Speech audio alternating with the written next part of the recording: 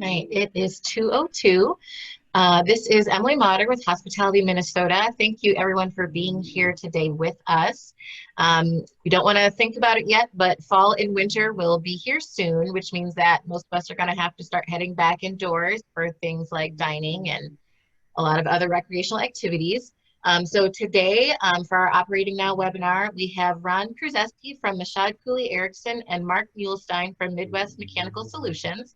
And they are going to share some information with us about indoor air quality, which I think is something important that we all need to start thinking about. Mark and Ron will give their presentations, and then we'll have some time for Q&A at the end of the call. So if you have any questions as the presentation goes on, feel free to type those in the chat on your menu bar at the bottom of your screen. There should be a little chat icon. If you click that and then type your questions in there, I'll keep an eye on those, and then we'll do our Q&A at the end. And so with that, I'm going to turn it over to Ron from Michaud, Cooley, Erickson. Thanks, Ron. Okay. Hi, thanks. We really appreciate this opportunity to be able to come here and speak to everyone. And we're hoping today we can answer a lot of questions. As Emily said, my name is Ron Kruzeski. I'm a principal at Michaud, Cooley, Erickson. We are a mechanical, electrical, fire protection, low voltage, security systems consulting firm in downtown Minneapolis. I have been in the industry for 35 years and with Michaud Cooley for 29 years. Mark Muhlstein of MMS will also be presenting today. I'll take the first bunch of slides and Mark will jump in with his expertise and he'll introduce himself and explain his background. Our world, although it seems to stand still, is changing in a drastic pace. As we all know, with this pandemic going on, we are looking at everything we can do to help combat the spread of the different viruses. And what we're going to talk about today is different options in the mechanical HVAC systems to help combat that. As a mechanical consultant, I've been telling people for years the concern about indoor air quality. Everyone, oh, it's fine, as long as we have air to breathe, we're all fine. Well, now it's getting to be more and more serious, obviously because of the viruses that are around. People are actually taking note and paying attention. They're actually listening to us now saying, oh my gosh, what do we have to do? One of the reasons why we're here today speaking to you. We surely hope today that we can bring some content, some ideas and information that can help answer some of your questions for your facilities and other facilities that you may visit moving forward. We hope to show you a bit of what some of our clients have done and or are looking at for opportunities and changes in their actual systems for themselves. I know I don't have to tell you how the impact of COVID has had on the hospitality. It is really difficult, and we feel for all of you and everything that you're going through because of all of the hard times. So what we would like to do is what we can to help your systems be safer and more welcoming to your guests and your workers. I'm going to start out today with some overall building systems, some HVAC systems, and talking about them. And also, once again, like I said, discuss some of our clients. However, there's the two of us that are going to be speaking today. I'm first of all going to tell you a little bit about the latest and greatest technology that at MCE, which is Michaud, Cooley, Erickson, that we are doing. It's 3D laser scanning. What we can do with this device is actually go into a facility, get accurate as-built conditions in a short period of time, and the data that comes out of the scanning is measurable and also can be input into documents for, say, in Revit and AutoCAD and other documents. We use this in our, basically we can do roofs, buildings, we import it in, we share it with the clients, and it's a great resource to have moving forward. Once again, for an as-built condition, for new design and old design. What it really does helps us is it limits our site interruptions. Instead of having 2-3 people running around your site all day with tape measures and taking pictures, we can set up the scanner in a few areas, let it run, do its thing. In 2 hours, we can have an entire facility scanned and documented, and we can come back and work on it. It's just one of our latest technology enhancements that we're hoping to really use a lot in the future. And so far, it's been a great add to our toolbox. Body temperature measuring system. Some of you may have witnessed this and or seen it. What basically it is, it's the first line of defense. We have worked with some of our clients to provide options for this. I've seen it to the point of you walk in and it's so similar to this picture here. It actually can scan a crowd and measure the people and identifies there's somebody sitting there watching a computer and identifies who's hot. I also have seen it where you stick your head up to like a iPad screen, and with one of the facilities I visit on a regular basis, it says your temperature is acceptable. A funny story about that is one time somebody came in there and they said, your temperature is too cold. Well, he had just gotten out of his car with air conditioning blasting on his forehead. He had to rub his forehead to get the temperature to actually register. That was pretty fun. So we didn't know what they're going to say or what, but the computer says he was too cold. So that's something to be aware of. But one of the things we're seeing this is because of the technology that the state is requiring and the line of defenses we're actually having to document and protect facilities, we're seeing this more and more common. There are different types. Like I said, there's a countertop model to a wall-mounted, single to individuals. Of course, the costs are going to range all over the board on these. Single individual, say an iPad that you put your forehead up to, isn't going to cost as much as what's shown here in this example with the huge monitor and the screen when you walk in the building.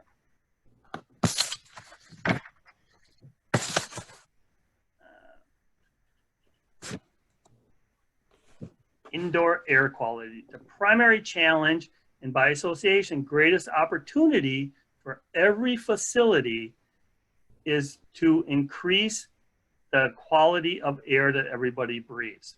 So what we're going to do between myself and Mark, I'm going to go through some of these items you're seeing on the screen here, explain the pros and cons of each one of these, what can be done for each one of them, and how someone like myself, a consulting engineer, can come in and help you to identify what can be done and what are the best options for your systems. Now, each system's a little bit different.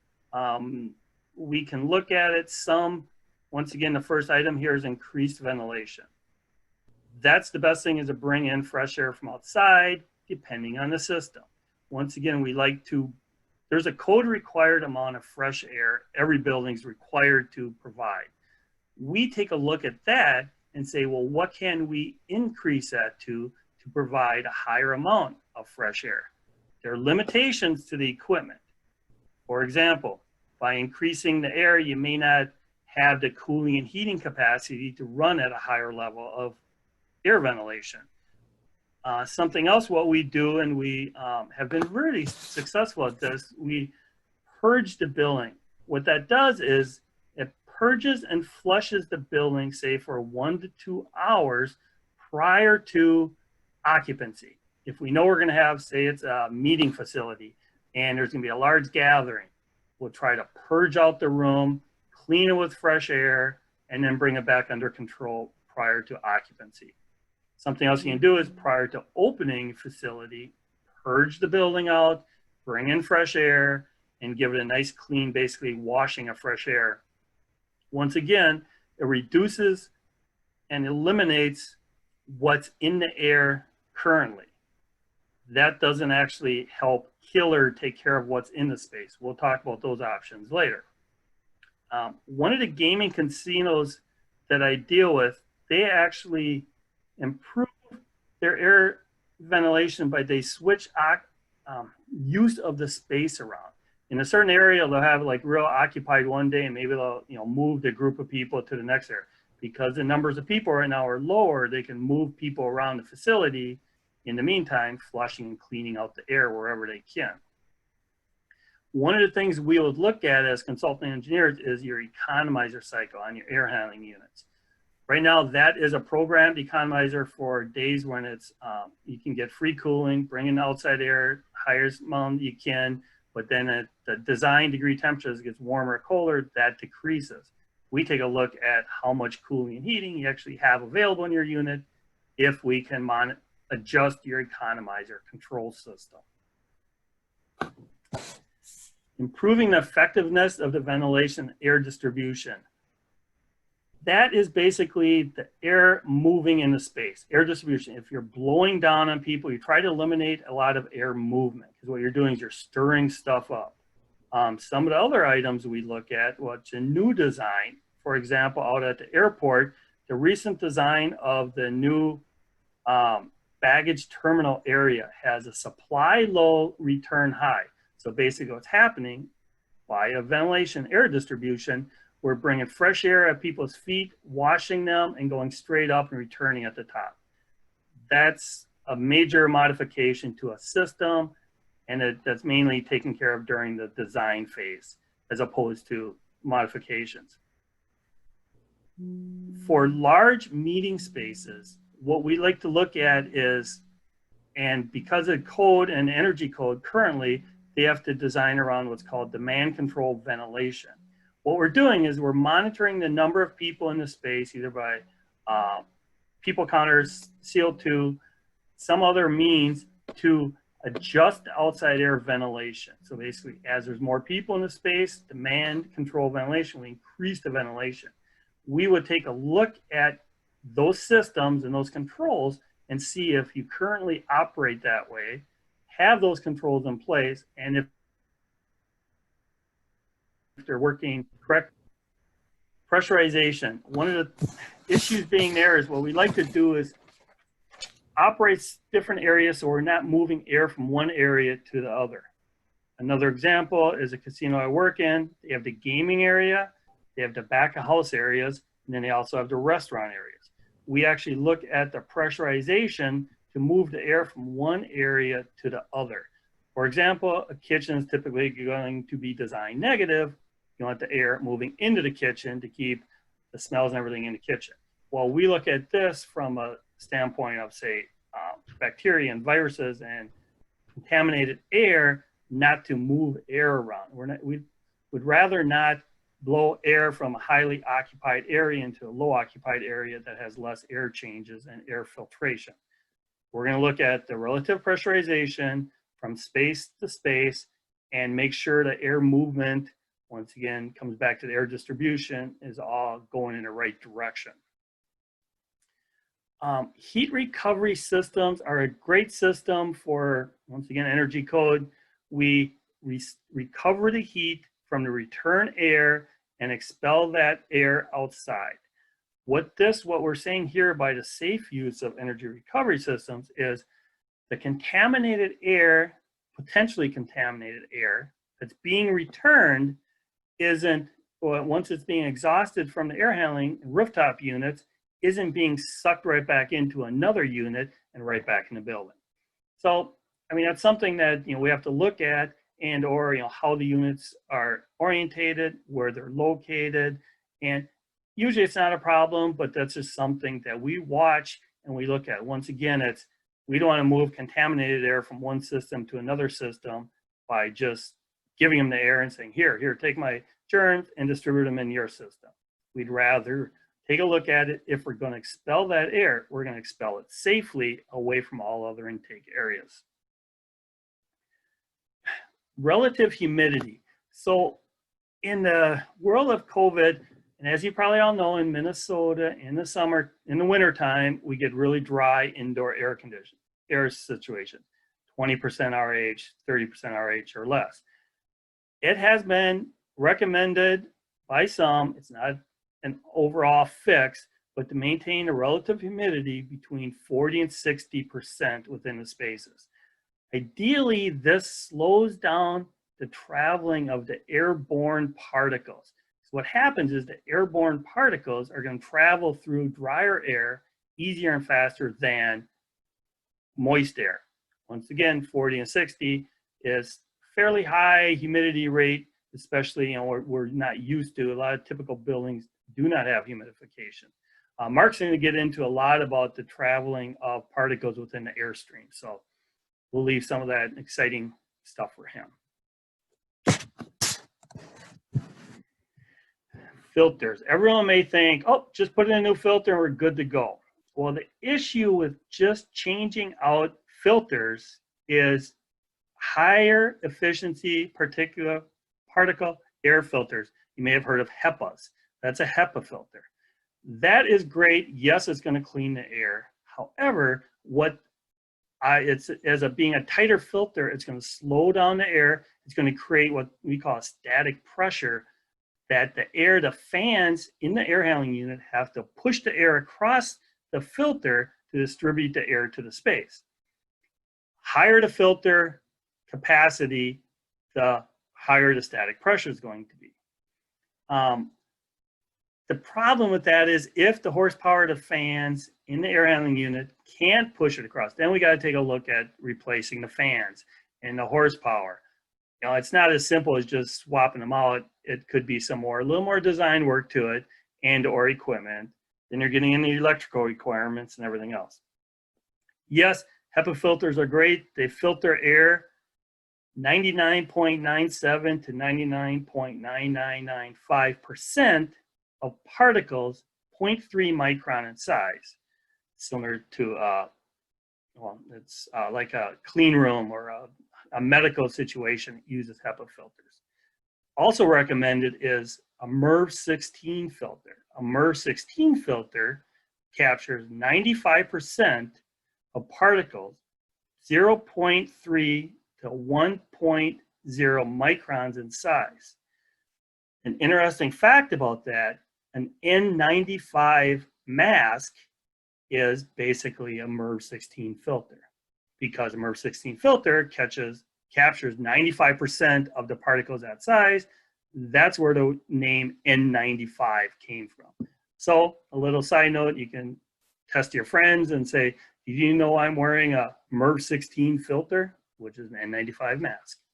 So filters are a good option. They're probably the least expensive option. However, if the equipment can handle it. Once again, consulting engineers can come in and do a study of your system and see if the fan and horsepower can handle it.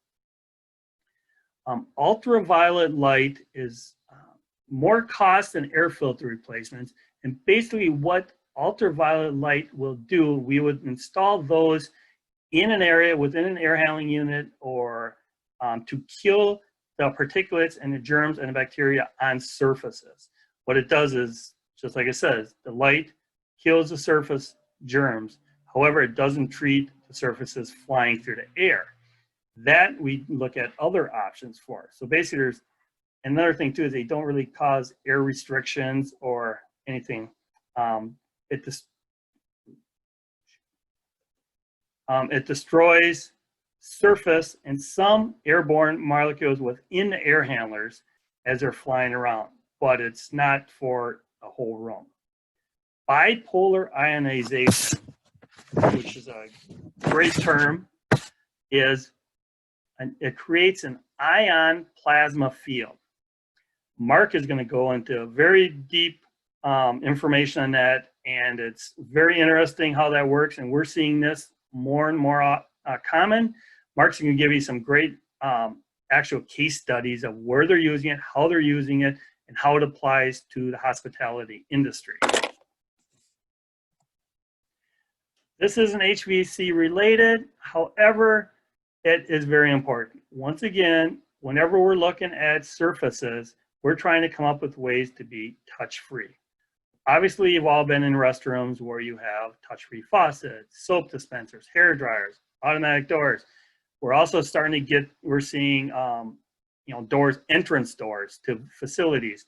That's where, you have the continuously moving doors that lets people in. Wherever we can look at and help with clients with having less touch surfaces, we're trying to do. These are pictures from the Minneapolis-St. Paul Airport. where we've basically gone all out there. You can go in and out of their toilet rooms and restrooms and not touch a thing, and it's very safe. One other thing too, you can see in this picture on the lower side for ventilation in these restrooms, they supply air down low and they return air up high. So the distribution of air in a potential germ-filled area is also looked at, and this was pre-COVID, but we're looking at the same type of systems moving forward with different COVID situations for all different type of conditions. So with that, what I would like to do is introduce Mark Muhlstein. Mark is Chief Integrator of MMS with his Midwest Mechanical Systems. Okay, Mark. Thanks, Ron. Let me get my screen shared here, but while I'm getting this set up, I want to give you a little something to think about. So right now you can buy a can of fresh air in Asia. So you can buy a can and it has fresh air in it. And you might ask yourself, why would anybody buy a can of fresh air? Well, 20 years ago, if someone would have asked you if you'd spend $3 for a bottle of water, you probably would have said they're a little crazy. Well, air is no different, especially with the magnifying glass that we currently have on the IEQ and the quality of the air of the spaces that we're in. And COVID just created a situation where there's more focus on it. And so we really need to think about that, right? Are we going to enter the era where we're going to buy cans of fresh air, or are we going to just do a better job at getting the air that our indoor environments and that our people are in cleaner and safer and measuring it more than we were in the past? So I want to start by just thinking about that a little bit. So why is indoor air quality a focus? Well, if you look at indoor air quality, it's 3 to 6 times worse than outdoor air. So the quality of that indoor air, it can be as high as 6 times worse than being outside. And even in pre-COVID, indoor air quality was one of the top 5 most environmental risks to public health. Now in the post-COVID era, it's the #1 concern. So if you look at exposure to pathogens and fine particulate matter, you see that, especially in the post-COVID era, people are looking at the distribution of those, of the airstream and inside that space as well. So if you look at some of the numbers, 80 million Americans suffer from allergies and or asthma, and 50% of all illness is caused by indoor air pollution. That can of fresh air goes along with, we breathe 11,000 liters of air per day, and we spend 90% of our time indoors. So you can imagine what the impact of the indoor air quality, if it's poor, has on our bodies when 90% of our time is spent breathing it. So there was a future workplace study done, and this was actually pre-COVID. So this was not even looking at nowadays magnifying glass. And air quality was the #1 at 58% on what matters the most to the people in the space, with lighting at 50% and water quality at 41%. So as you can see, the top 3 variables were air quality, light, and water, which we all talk about, but as you know, not a lot of focus has been put on IEQ and the quality of the air in the space. When we measure temperature and humidity, those are only 2 of 20 possible really important variables to measure the quality of that air. We're missing all of the contaminant measurements. We're missing the virus measurements, the pathogen measurements. Those are never things that we're looking at up until now. So looking at the air quality needs in hotels, multiple surveys and multiple testing data has been out. The U.S. Department of Health and Human Services, states that more than 50 million Americans are suffering from allergies. They show that 83% of travelers would prefer rooms specially treated to reduce airborne allergens.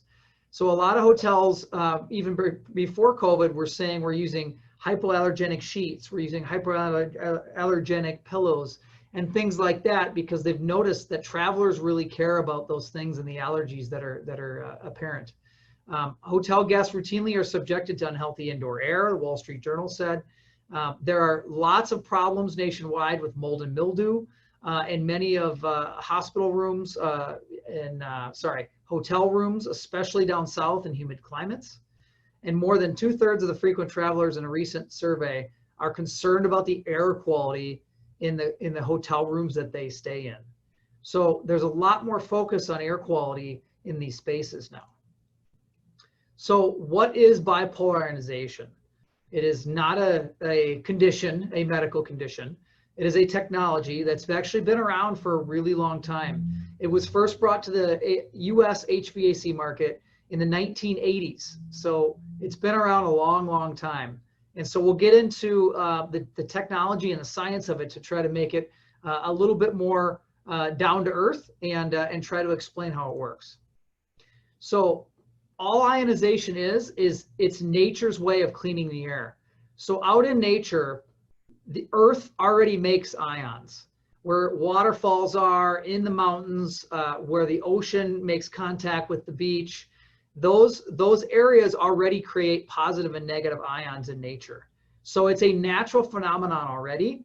It's also why when you look at the IEQ of these areas, it's extremely high. When someone says the air is as fresh as the mountains, ask yourself, why do they say that? Why don't they say it's as fresh as the smog in downtown New York, right? So why do they say it's as fresh as the mountains, or it's as fresh as the smell of a waterfall? Well, that actually is because those areas are cleaner. The air has been cleaned by the ions that Mother Nature makes, and those ions break down the contaminants, and we'll get into how it does that. So first, I want to give you some reference point on what ion counts are healthy and what they look like across the globe. So if you look at mountain elevation, they call that pristine air quality.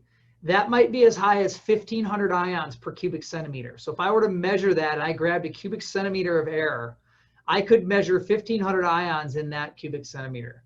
Now let's go down the scale as we move along the chart there. When you go to homes, so farms and rural areas, right? Lots of plants and vegetation, not a lot of vehicles, not a lot of contaminants from big processing and industrial. And you can see ions at 800 to 1,000 per cubic centimeter. So still very fresh air. You go to small cities and it starts to drop. You're down to that 600 to 800 ions per cubic centimeter. You go to large cities like downtown Minneapolis, you're seeing 300 to 500 ions per cubic centimeter. And that's still all outdoor levels. Now, if we go look inside of one of our buildings, and this could be a building high rise in downtown Minneapolis, it could be a hotel, a Marriott hotel, it could be anything like that. And you're going to see ion counts of around 50 ions per cubic centimeter. So as you can see, we are drastically lower on those ions inside of our buildings than we are outside, especially in a pristine environment. Someone might ask why. Well, an ion is like a little Pac-Man. It runs around and it eats the contaminants. So it breaks apart formaldehyde or off-gassing VOCs from carpets and paints. But it also kills mold and bacteria and inactivates viruses. And we'll get into all of that. But we want to replenish those ions in the building that nature just can't keep up with because the building is so tightened up and we're not bringing in enough outside air to keep those levels maintained. So here's how it works. The VOCs are on the left, and a VOC is a volatile organic compound. So think the smell you smell when you walk into a freshly painted hotel room, or the smell of the brand new carpet you put in that hotel room, or the brand new wood floor that was just put in that Marriott. Those smells are VOCs, and they're not healthy. They are not healthy for a human to breathe into their lung system, and long terms of exposures of those items is not healthy. So we want to eliminate VOCs.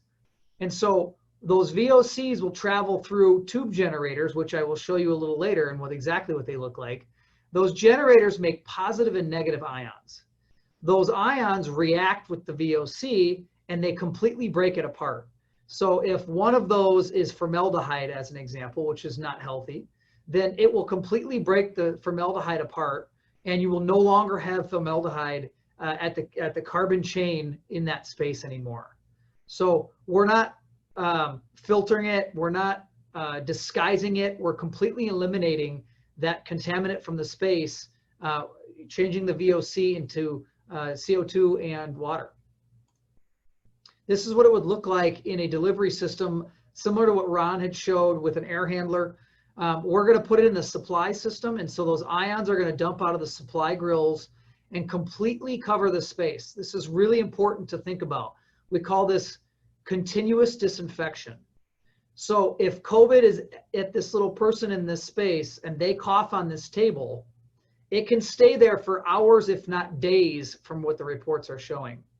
How long before you clean that table or that desk in the hotel room? You probably won't clean it until the next day or the person has checked out. Whereas continuous disinfection kills whatever's on that surface in anywhere from 30 to 60 minutes. So it could be bacteria, it could be coronavirus, it could be many different pathogens, and it kills everything in the space. What's on the carpet, what's on the table, what's in the air in aerosol form is all being attacked by these ions. No other technology can say they do that. Filtration does not do that. You have to catch it and bring it back to the return. UV requires you to catch it and bring it back to the return. So it is the only technology that continuously disinfects everything in the space that it touches. It does a lot of other things besides kill contaminants. We mentioned the VOC reduction. It also completely kills mold. I'm going to talk about a case study that Hilton did in a little bit where they had drastic reductions in molds in a bunch of their hotels where they did this test. It also kills bacteria. So any of the bacteria items that you can think of, it will also eliminate. Some of the other things, it reduces particulate matter. So the floating dust and stuff that's in the air, it will also reduce that as well. Let's look at what it does against bacteria, viruses, and superbugs. So this is a third-party test result that came out of antimicrobial test laboratories. And this is testing some of the toughest bugs that are on the planet. C. diff is one of them. Very, very, very tough to kill C. diff. We've got E. coli, we've got staph, we've got norovirus. If you look at this chart, what you'll see is a 99% reduction or kill rate of all of these really nasty bugs that are on the planet. So if we can take C. diff and kill it in 60 minutes at 99%, that's a massive reduction within that space. Here's how it works on viruses. So if you look at the virus structure, it has these proteins that stick off the surface. The positive and negative ions, they attach to that and they create what's called hydroxyl radicals. Those are formed on the surface, they attach to the protein, and then they basically starve the virus from reactivating or also creating more viruses. So it basically inactivates it is the phrase that a lot of bio doctors will use. So as we know from a lot of the testing that's becoming available in the marketplace, the coronavirus is spreading within the airstream within the space. You see a lot of testing showing how it sits in aerosol form for hours. And so depending on the way the room is set up, if it's a mixed zone, then everyone in that room is going to be exposed to that. So we need to be conscious about how do we kill the virus in the air and on the surfaces rather than only focusing on what do we do back at the air handler.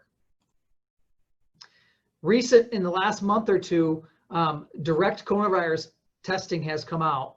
Microchem Laboratory came out with a test that uses atmosphere bipolar ionization, and they killed 99.9% of coronavirus in 30 minutes. That's a pretty significant number if you think about 99.9% in 30 minutes. That's a great reduce of risk. It also is a super high level of protection for the occupants and the people that are coming back into those hotel rooms or into those halls or any of those areas that are being used for assembly. This is how it's installed in many different ways.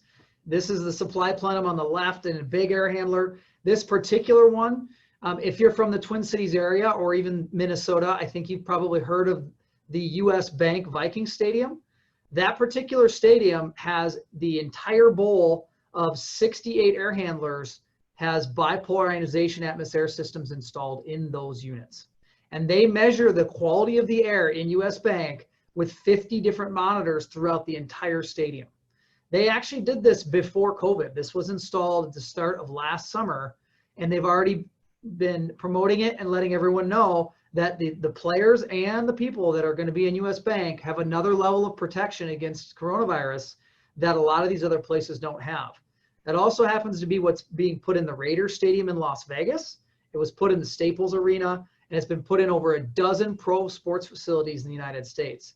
So again, it's not new, and it's extremely popular. Even the Empire State Building, if you Google Empire State Building bipolar ionization, they just installed it in their entire Empire State Building. So it's installed in very, very high profile areas. This is the case study that I mentioned. So this particular case study is for Hilton Hotels, and it was a mold study. So they took and did a lot of testing of mold in a bunch of rooms before and after they installed bipolar ionization. And some of the big numbers that are important to see is a 75% reduction in mold spores, a 75% reduction in they call spores M3, which is a different way to measure the mold itself. They also saw 62% reduction in TVOCs. So that means all of those off-gassing smells that are coming from the carpets, the woods, the paints, they were reduced by 62% in these hotel rooms. And they also saw an MVOC, which is another way to measure TVOC, but in a different manner, a 29% reduction in those items. This particular facility was all fan coils for each hotel room. They installed a small unit in each one of the fan coils. So this is just some of the hospitality and casino chains that are using bipolar ionization already. So that, as you can see, there is a large number of large clients here. You know, we've got Hyatts, we've got Sheratons, we've got a lot of these places, including casino hotels. So recently, Seminole Casino just announced that they installed this for COVID control. We're seeing this actually being put in many cruise liner ships now. So 3 cruise liner ships have now officially dedicated and put bipolar ionization into those cruise ships. Also, one that I forgot to mention, Hilton has a new platform called 5 Feet to Fitness. So if you go Google Hilton 5 Feet to Fitness, what you'll see is something pretty cool. They're putting little mini workout rooms inside of each individual hotel room. So you can wake up in your room and you can walk 5 feet away and jump on a treadmill or use weights and work out in your hotel room. The problem with that, as you can imagine, is the smells. So people are sweating on equipment, they're sweating on floors inside the room they sleep in. So to combat that, they put bipolar ionization into 5,000 of those 5 Feet to Fitness rooms so far to reduce the smells and eliminate those, the possibility of mold and bacteria from the people working out in those rooms. So one of the byproducts of this is smell reduction. We've also used this to take care of smells that come out of the kitchen and into dining halls, or food prep areas where you've got a really stinky vegetable comes in and that smell gets out to the kitchen or out into the space that you don't want it to. You can apply bipolar ionization to reduce the smell or eliminate that smell, depending on how you size it, from getting out in those spaces. So there's a lot of byproducts that also come, good things that come out of using bipolar ionization, not just COVID control. This is something that's kind of neat that we've learned. Atmosair has been working with these hotels, and the phrase they're using is shift the conversation. So use this to market yourselves to get customers back in your hotels and facilities faster. So the Westin, when you go check into this particular hotel, right on their check-in board, it says Atmosair Air Purification Systems, next level of protection. They even put little bed tabletops, if you look at the picture on the right, that say Atmosair, the air that's in this room is cleaned and protected for your safety. So they're using this to market that they've got a whole nother layer of protection in these rooms to make the occupants feel more comfortable. And that's the world we live in now, is that people want to feel more comfortable that their risk is low when they travel and when they go out in these spaces that they'll get COVID. So the shift the conversation is market it to your advantage. Not only put it in to reduce your own risk and to take care of all these things that we've talked about, but market it to make you stand out as the place to go to and the destination to also spend your time at. So I think I'm on time. With that, I will open it up to questions, And I think Emily will take over through the chat questions and we'll go from there. Yeah, we're actually a little ahead of time, so that is Great. shocking. So folks, if you have questions, feel free to pop those in the chat. I have a couple questions myself. Ron, my first question is for you. So earlier in your presentation, you talked about the HEPA filters and the MERV 16 filters. And so it's kind of a two-part question. I guess the first one is that something that like I could just go to the hardware store and just buy to install? But then the second part of that question is like, what's the worst case scenario? Like I know you had mentioned like you want to make sure that your system can handle those kind of stronger filters. So like if I just decide I'm going to buy a HEPA filter, like what's like the nightmare situation of what could happen if I do that without talking to an expert first? You're muted, Ron. Oh, we've got you on mute. Sorry. The worst case scenario is you won't get the airflow. So basically, as a higher static pressure going through the filter, the fan can't push it through. So it's just, you're not going to get the airflow through the other side. Because the system's designed for so many cubic feet of air to move through your system to distribute to the space based on the loads and conditions of the space. Higher filter is going to slow that down, restrict the airflow, burn up your fan potentially and your motor. So I can add a little bit to that as well. We also apply and filtration as well, especially in hospitality. Most fan coils and heat pumps that are used in hotel rooms cannot handle much larger filters that are already in there. So if they come with a MERV 8, you might be able to go to a MERV 9 or MERV 10, but you will not be able to slide in a 2-inch MERV 16 filter. That they don't make a 2-inch MERV 16 filter in the marketplace. So when looking at the hotel room level, you're going to have a really hard time increasing your filtration there. If you're looking at banquet halls and gathering facilities with air handlers, you can get a little bit more increase, but you typically can never get to a HEPA filter if your system was not designed with a HEPA filter to start with. You would have to change out your fans or your motors because HEPA filters are 3 times more air pressure drop than the filter that's normally put in that type of a unit. So you have a very difficult time getting all the way up to a HEPA in that situation. So basically, I should not just like go to Ace Hardware and buy a HEPA filter and like throw it in there. No. Okay. Or Home Depot or whoever. But Yeah. Gotcha. I've got a couple questions about like the BPI. So a lot of the examples were in kind of larger scale, you know, stadiums and like large hotel complexes and things like that. Is it something that can be scaled down for a smaller venue, like an independent restaurant? And does the price scale down as well, I guess is the question. Yeah, that's a great question. And to answer it, they scale all the way down to small residential. So I mentioned the Hilton hotel rooms, you know, those might be 350 to 400 square feet. And we have little units that go inside those fan coils to cover that 400 square feet.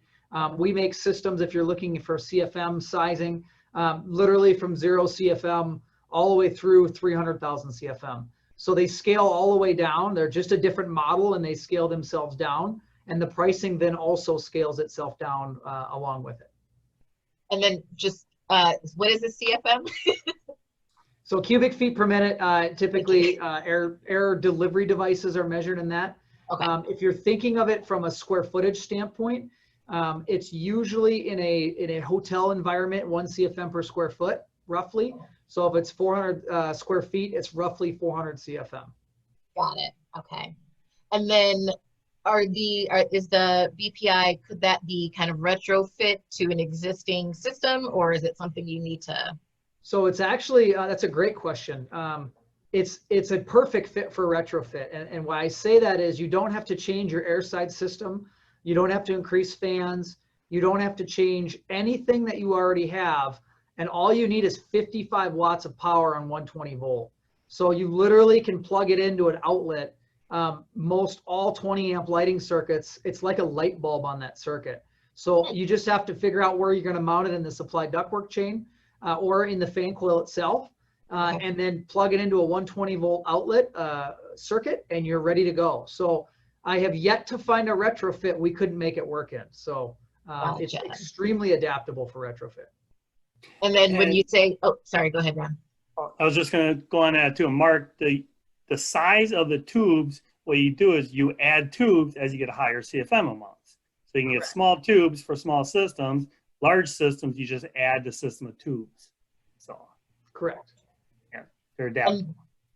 And then kind of with these small, easy to plug in units, when you say it's just a matter of finding out where to fit it into the system, you would still want to like consult an expert. Like I can't decide, oh, there's an outlet here, I'm just going to stick it there. Like we still would need someone to kind of help guide us through that. So we always recommend that, you know, especially consultants like Michaud, they're going to look at the whole system approach to make sure that it's not going to cause issues in other places and that it's put in the right place. But it is fairly simple to do. I'll show you a quick picture. The one on the left is a large 50,000 CFM air handler. The one in the middle is only a 4,000 CFM application where they just stuck it in the duct. The one on the right on the top is even smaller. That's a little furnace for your house. And the one on the bottom right is in a fan coil, which might serve a hotel room.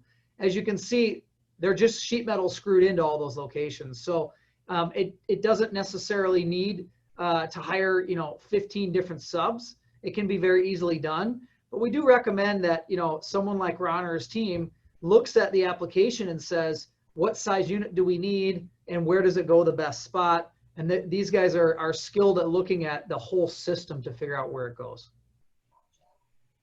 And then are those like commercially available, or do we need to have some sort of contractor to help us with that?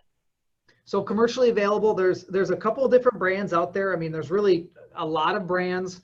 You got to make sure that you're looking at which brands have proof of no ozone, because a couple brands actually create a little bit of ozone. So you got to think about some of that, which is where Ron and his team would come into place. We've had a lot of companies have come out of the woodwork selling these bipolar ionization units. Some of them even call them ozone generators on purpose, because ozone actually is a cleaner in itself. It actually kills pathogens also, but it's harmful to humans, so you don't want that in your space. But in general, you got to make sure you're looking at the right brands, and that's where Ron and his team really come into place, is they know which ones to watch out for and which ones really do a good job and keep the safety of the person in the thought process. Gotcha. Is this something, kind of thinking of like the scale of our members? We've got everything from, you know, tiny restaurants or tiny resorts that might have, you know, a few cabins, up to, you know, casinos and things like that. Could you kind of ballpark a price range, like you were saying with the 400 square feet, a solution might cost X. If you're looking at a casino, we're looking at a cost of Y. Yeah, so if you're looking at, say, one of those Hilton hotels as an example, it might be $700 to $900 per hotel room, right? Okay. And so when we were working with a couple different hotels, they said, well, you know that I've got 400 rooms times $900. That's fairly hefty. And I said, well, that's if you can rent that room to 2 more clients in 1 month because they feel safer going in there, then you just paid for it, right? So the payback could be 2 days. It could be 1 month. It definitely is less than a year. So if you think about it globally, about that investment into that hotel room to get the clients more comfortable to come stay in there, it starts to become a no-brainer. In the HVAC industry, we say anything under 1 year payback, it's almost an absolute. You should probably be doing that. Okay. What about maintenance on something like the BPI? What do they, once they're installed, what kind of maintenance do they need? Yep. So the maintenance is actually a lot less than filters and UV. The tubes just need to get changed every 2 years, and that's it. That's the only maintenance requirement. UV is every year on the bulbs, and filtration is every quarter to every month. So if you think about it from a maintenance schedule, it's fairly easy. You just put it on a 2-year, what we call a PA cycle. So every 2 years, they're just going to change the tubes out. And a unit in a hotel room would be 1 single tube. So you change out 1 single tube every 2 years. Okay. How about in terms of, you know, this might be a solution that a lot of hospitality businesses need to kind of all up and implement at once. Are either of you aware of if there's any grants or funding available for folks to be able to apply for to implement any of these solutions? Just recently, and I know we've got somebody looking at it, there's some tax incentives for putting this into your facilities. I've got somebody digging into it in their office, and it just sort of came across, and we're just touching it. I mean, once you prove it, and there's some rebate, not really rebates, but tax incentives to do this. So yeah, and there potentially could be more in the future. Yeah, so that what I've been involved in is the equipment. If it's bought for COVID, then you get to depreciate the product much faster and use that in your tax return as a tax incentive. So it has to do with the depreciation and how you apply it to your taxes. If you can say that the equipment was installed for COVID situations. So when was last week, we did a panel for our allied members, and allied members are folks who supply hospitality businesses. So for example, if you make, linens for tabletops and things like that. And on that panel, we had some hoteliers kind of talking about what their situations are like right now. And one of the things that one of the members said on that panel was kind of, as solutions appear, or ways to kind of combat COVID, as those things kind of pop up, it's, important that they kind of wait things out a little bit and don't jump on maybe the first solution that shows itself, because maybe you're throwing all your eggs in one basket and it might be an expensive solution that is not necessarily as effective. So how trendy of a solution is BPI, I guess I'm asking? Is it something that folks should consider investing in, or? Yeah, so like I mentioned, it's not new. You did hit the nail on the head that there are dozens and dozens and dozens of manufacturers and products on the market today that are all saying, you need to buy me for COVID, right? They're everywhere. They're on Amazon, they're online, they're everywhere. BPI has been around for 40 years plus. It's not new, but that's where, again, a guy like Ron and their team needs to evaluate, is this thing really work or not? As an example, there's a bunch of PCO products on the market that, yes, will kill COVID, but they also create tons of ozone. So it's not something you want to apply. So I wouldn't recommend that a non-trained HVAC person try to apply this stuff without consulting a specialist like Ron to really evaluate what you do or don't get. I've gotten lots of calls from people that said, I spent $1,000 on this UV thing and I did some research on it and it was doing nothing for them. It did a great job of cleaning, the coil that the light was shining on, but it didn't do anything for COVID, but they thought it did, right? Because there's a lot of good marketing teams out there that really know how to market this stuff. So you really got to hire someone that's a specialist to sort through all of the devil's in the details, or I like to say the truth is in the details. So you've got to know the details of the technology, the testing that they're presenting, and what the marketing is saying to really understand what will and won't work for you. But if you wait too long, you're going to be at the back of the wagon and you're going to lose all your customers. So you don't want to wait too long, because once my wife and kids decide that we want to go stay at the Hilton because we feel safer there, then that's where we're going to go stay. And we might not ever go back to Sheridan, as an example, right? And so if you wait too long, you don't want to be the last person. The other thing you want to think about is employees are already starting to leave one company and go to another if they feel that the other company is taking safer precautions for their health against COVID.